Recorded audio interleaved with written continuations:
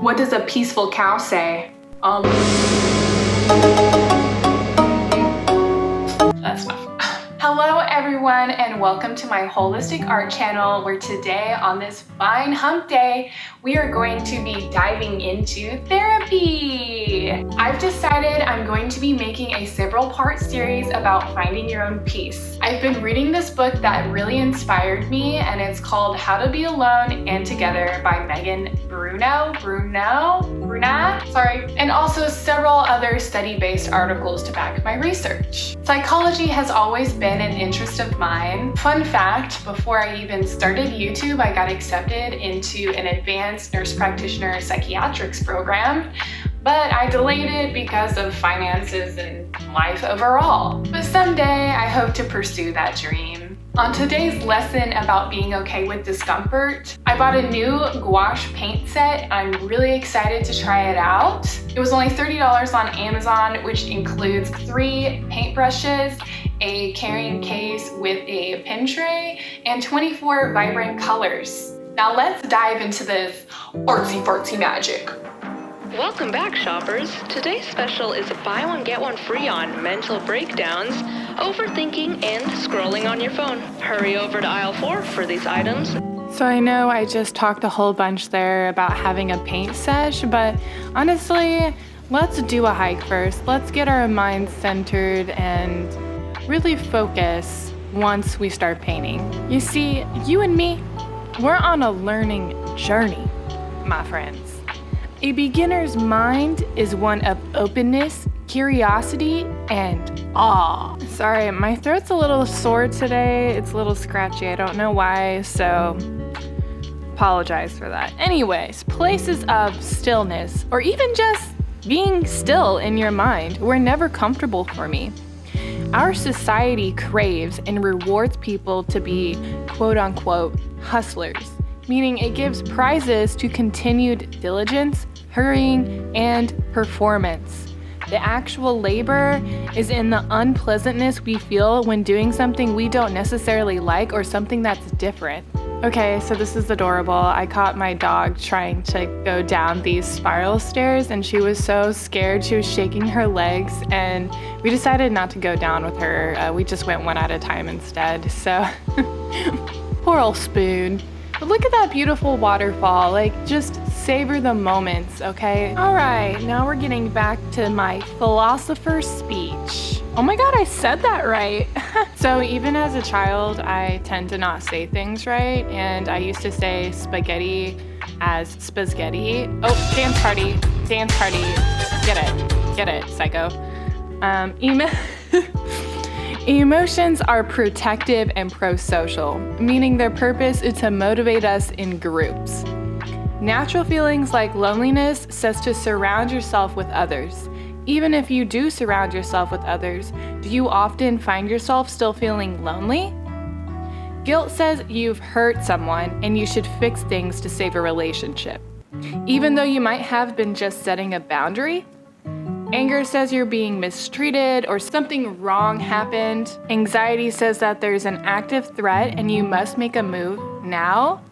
Most of us, including me, surround ourselves with thought-provoking anxiety that's not helpful to us in any way. So how do we deal with it?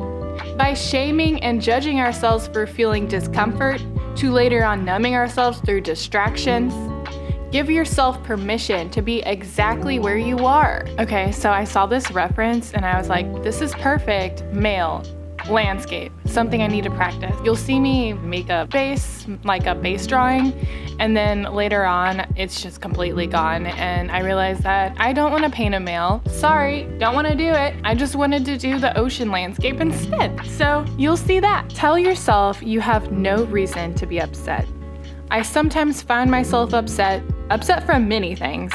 Where I am in my artist career, the little voice in my head calling me stupid, feelings of wanting to reach perfection at its finest.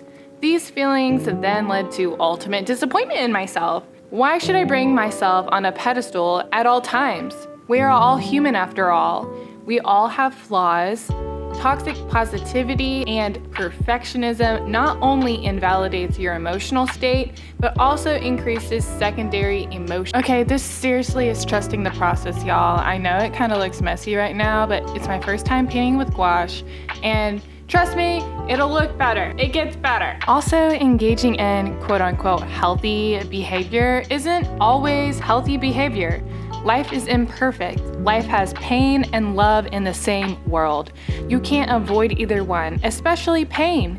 Greater pain is related to emotional stress and limited emotional awareness, expression, and processing. It's best to embrace the pain and acknowledge it for what it is. So basically what I'm saying there is, yeah, you can eat right, you can work out right, you can do all the things right, but if your mind's not right, and you're not content with yourself, then it's not healthy. Okay, so now we're gonna start talking about anger. Anger is the voice of your inner advocate. Anger can really go two ways. One is ignoring it, letting it seep. It builds over time but still sticks to the tree. This anger can cause individuals to feel trapped and internalize those feelings.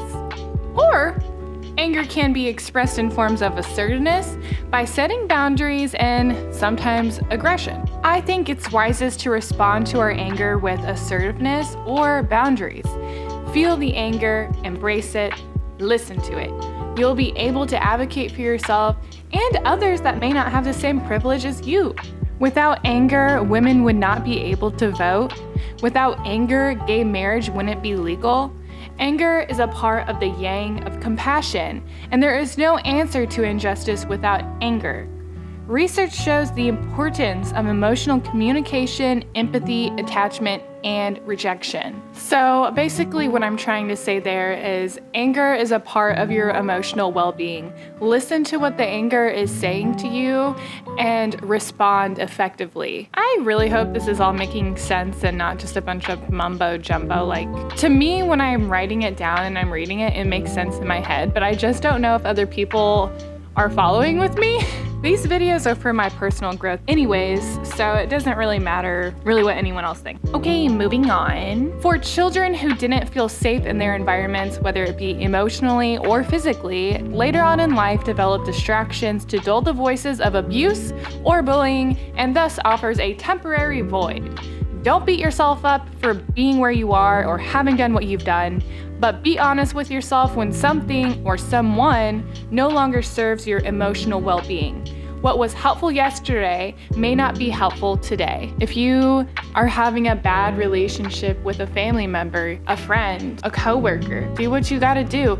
If they are not a positive being in your life and you don't feel the energy that you need, then cut them out. Because at the end of the day, this is about self-love and this is about loving yourself. And if you bring people that are negative into your life, do you think it will have a positive outcome? No. Obviously, you can't run away from coworkers if you see them every day. But what I mean is, don't be nice to everybody. Everybody is not your friend. And really put time and effort into quality relationships. I'm going to share a story, and real quick, look at these highlights. I told you it was gonna be better. I told you. I mean, it's not the best, but it's 100% better from where we started. Progress batch. Here is the finished outcome. Look at that limited color palette. Ultramarine, burnt umber, white, and black. Whoa. Look at the colors. Me pointing out the color palette.